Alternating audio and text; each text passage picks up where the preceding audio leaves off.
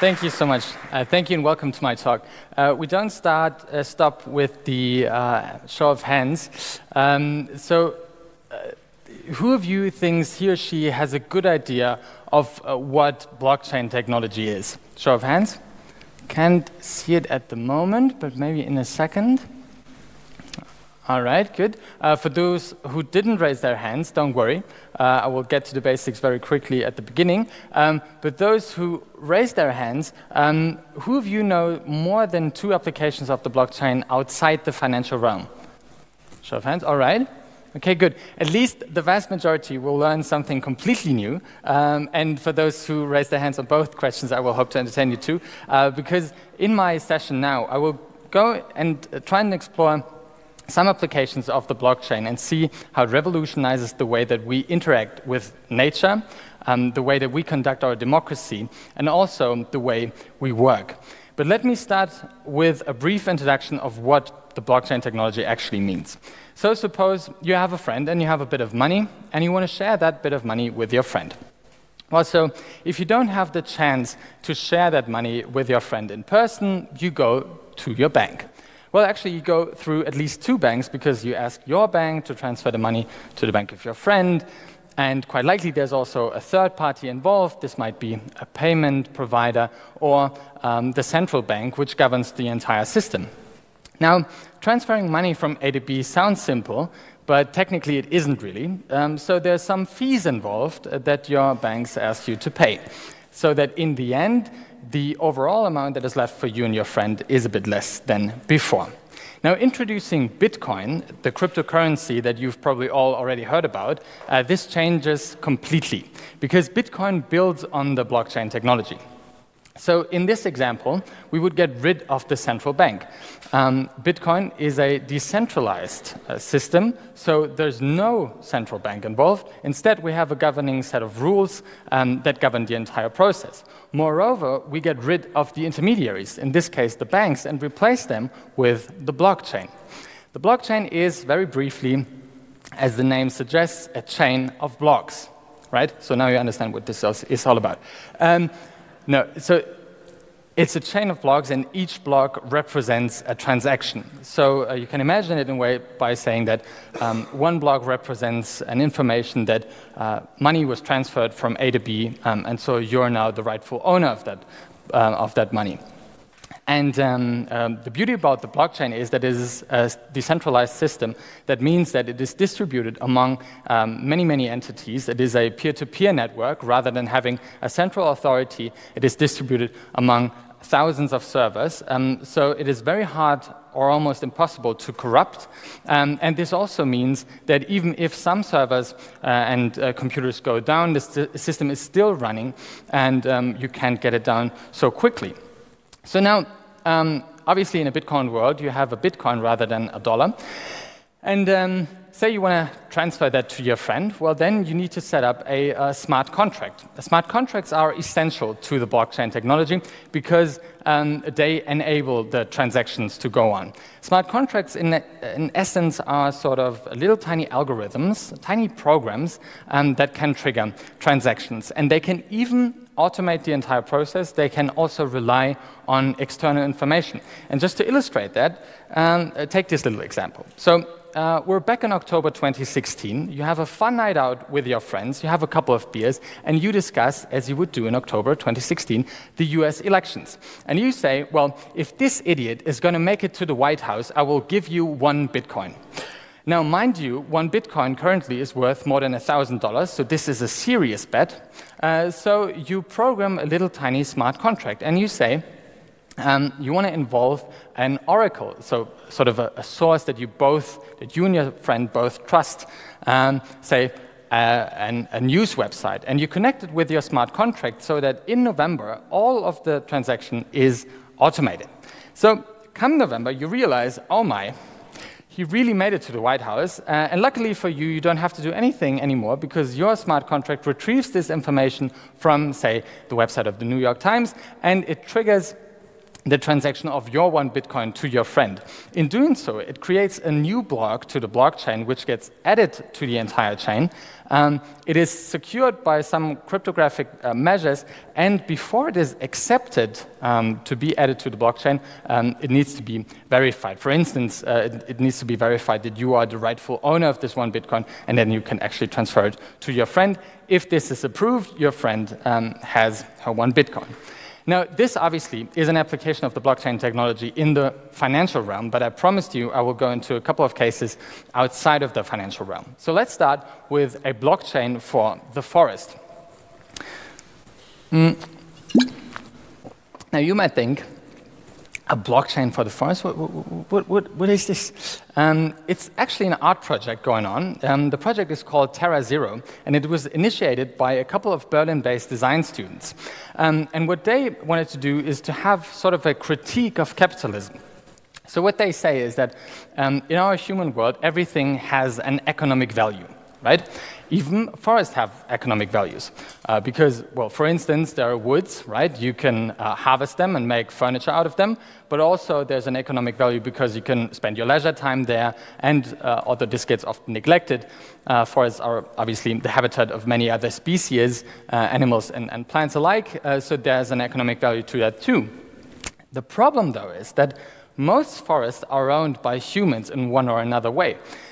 These art students, these design students in their art project wanted to give back this ownership to the forest itself.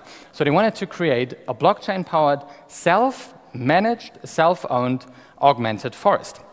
And how do they want to do this? Well, they wanted to set up a server with a blockchain running, and then they wanted to buy a piece of land where there's a forest on. Then, aim number one of this blockchain system would be to buy this piece of land from the students. So the blockchain would transfer a couple of tokens to the students in exchange for the property rights to that land where the forest is on. So in effect, the forest would own itself. Then another round of smart contracts would be responsible for managing the entire forest. So, for instance, if the system notices that a tree reaches a certain height, it needs to be harvested. So the system says, well, why don't you, dear harvester, come over and chop this tree, and in exchange you give me some money with which I run my servers and the entire system. But also, it could go so far as that the blockchain would notice, well, the forest is expanding, so I need to buy new land, or vice versa. Although this sounds quite abstract, the students are actually experimenting with several ways of implementing that system, which would be referred to as a decentralized autonomous organization. For instance, they're experimenting with drones currently, because smart contracts could maybe trigger drones to run out, go out, and see how the forest is doing and feed back this information into the blockchain. Obviously, you could also do this with Internet of Things technology, such as sensors and the like, but these drones make for better pictures, I guess. Although this all sounds very abstract, especially in the context of forests, these autonomous agents, these autonomous organizations are not too far from the future. Think of it in terms of Uber or Waymo that recently started their real-life tests with self-driving cars, right? Out in a desert in Arizona, well, actually in Phoenix, which is less of a desert, but still, they started real tests running these self-driving cars so that you can download the app, you can order a taxi to come right to your doorstep and take you from A to B. Now, these self-driving cars are obviously owned by large conglomerates, but you could also think about this in a way that these autonomous agents run the cars for themselves, maybe with a tiny little profit so they can cover their maintenance costs and so on. But this would obviously also be an application for blockchain technology. Now, getting back to Terra Zero, at the FZI Research Center where I'm working, we're partnering with a couple of other research institutes throughout Germany to start a research project later this year, hopefully, where we want to involve the interested public and experts in creating such a system with us. That means we wanted to have both an online and an offline participation where we invite people to come and share their thoughts on this system with us and create, in effect, the smart contracts and the rules behind the system. Because obviously, you could have quite a few conflicts going on there. For instance, you might have people that would like to make a lot of profits out of the woods. Others maybe would just like to enjoy the nature. But anyway, and so we're starting a participation process hopefully later this year. And participation is my cue for the next big application of blockchain technology, which is in the realm of democracy. Now, we all know democracy has its flaws. We saw this picture before. It can sometimes lead to undesirable outcomes to some extent. Because for one, there's a misalignment of incentives, right? Politicians, they have a main priority on getting re-elected. And so in effect, in some campaigns, take Make America Great Again as an example, they come up with bogus claims, right? That can hardly be verified, and that have only one goal, which is to get them elected. On the other hand, too, you have an electorate which has little incentive to actually prove all of the claims that politicians make, to even go to the ballot, because they're only marginally affected by most policies. So one solution to this problem would be to implement prediction markets. Prediction markets function just like normal stock markets. You trade on future events. But here it's obviously on political events, for instance. So take the French elections from yesterday. You would have two stocks, right? One on Emmanuel Macron, the other one on Marine Le Pen. Now, if you want to trade on this prediction market, you might be very confident and say, well, I'm quite sure that Emmanuel Macron will win this election. So you put $50 on his stock, and come the election day, you get $100 back because he actually won the election. And so these are the basics of prediction markets. You have a future event that you can actually trade on, and as soon as this future event happens, you can base the payout on this basis.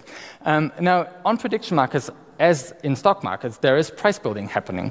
And this price building represents the likelihood, to some extent, that this future event will happen. The numbers you see here are numbers that I took from an actual prediction market that is run by colleagues of mine at the Karlsruhe Institute of Technology in cooperation with Frankfurter Allgemeine Zeitung, which is a large German newspaper. And these numbers here are from Friday.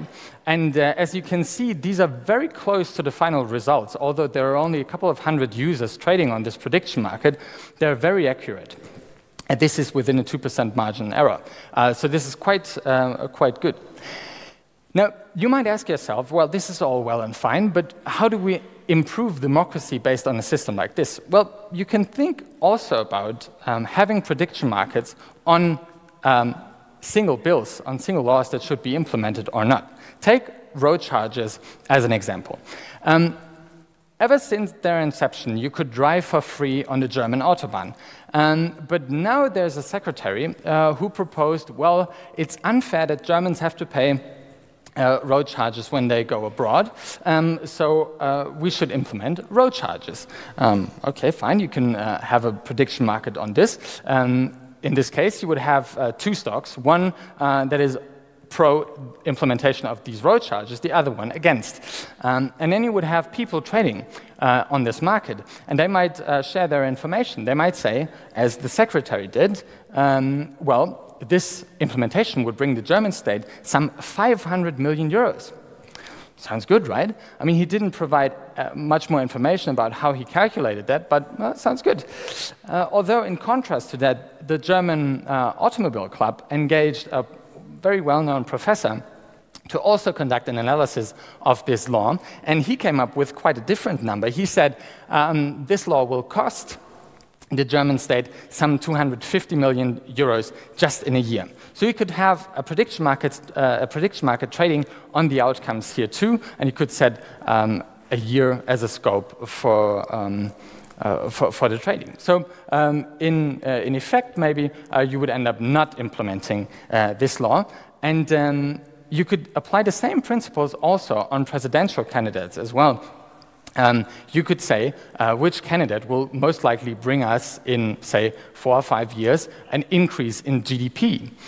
There's also a proposal by a famous computer scientist by the name of Ralph Merkle, who said that you could implement a measure called the Collective Welfare Index, where you ask each and every citizen once a year for 5 consecutive years, how are you feeling, right? And have them state that in an interval between 0 and 1, and then you measure how this collective welfare index either increases or decreases within the term of this candidate. And in effect, you would have quite different incentives for both the electorate as well as the candidates, and maybe democracy could change for the better. Using blockchain as the backbone of such a system would also enable you to do this in a much more secure and incorruptible way. Again, you might wonder, well, how can I apply this? How can blockchain change my life and can have a direct impact? Well, my last application is in the realm of work and might affect you right at your desktop. There's a famous quote going around by the CEO of Zappos. For those who don't know what Zappos is, it's basically Zalando, but Zalando obviously is the copycat. That CEO said, when cities double in size, their innovative capabilities grow by about 15%. However, when organizations double in size, they rarely increase their innovative capabilities. And this, he claims, and many others too, is due to hierarchical structures, because they take away quite a bit of innovative capabilities. One solution to this might be to implement a system that pairs the concept of holacracy with the blockchain technology. In effect, you come out with a thing called liquid holacracy. Only very few companies actually implemented a system like this, but one of them is the infamous consensus systems, which is also responsible for large development parts of Ethereum. Well, what they do is they get together at the beginning of their company and said, all right, let's agree on a set of governing rules again, right? And they agreed to have dynamic roles rather than stiff hierarchies, and they also agreed to have a distributed system of authority rather than a delegated authority. And then, and this is the interesting thing, whenever a new project comes, they don't assign it directly to 1 or 2 employees, but rather they share information on these projects, right? Usually we would have a boss going around saying, all right, we have this new project, please, employee A and employee B, would you do that? In this case, they share all available information of these new projects coming up among everyone, and then they have employees voluntarily sign up for these projects based on their qualifications, based on their personal goals. And as they're a company that deals a lot with blockchain technology, they decide on responsibilities, on compensation, and how they want to approach this project. And they program everything of this in the form of smart contracts. And they put it up on the blockchain. And in effect, you have self-enforcing rules and an automated process.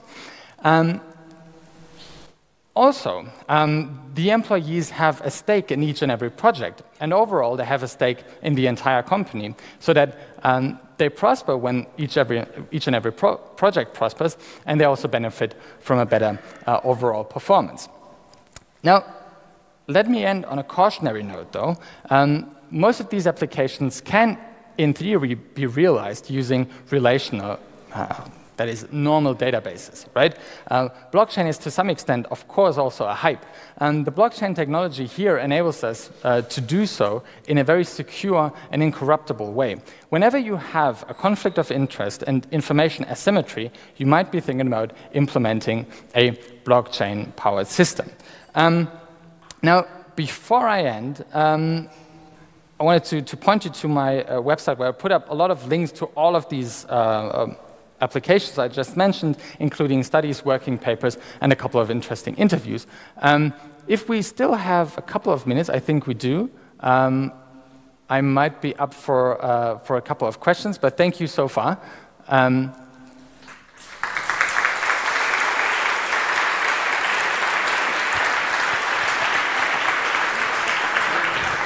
Okay, this is great. Thank you very much. If there are questions, we have time for 3 questions. So first come, first serve. Are there any questions? Please show your hands very. I see one here.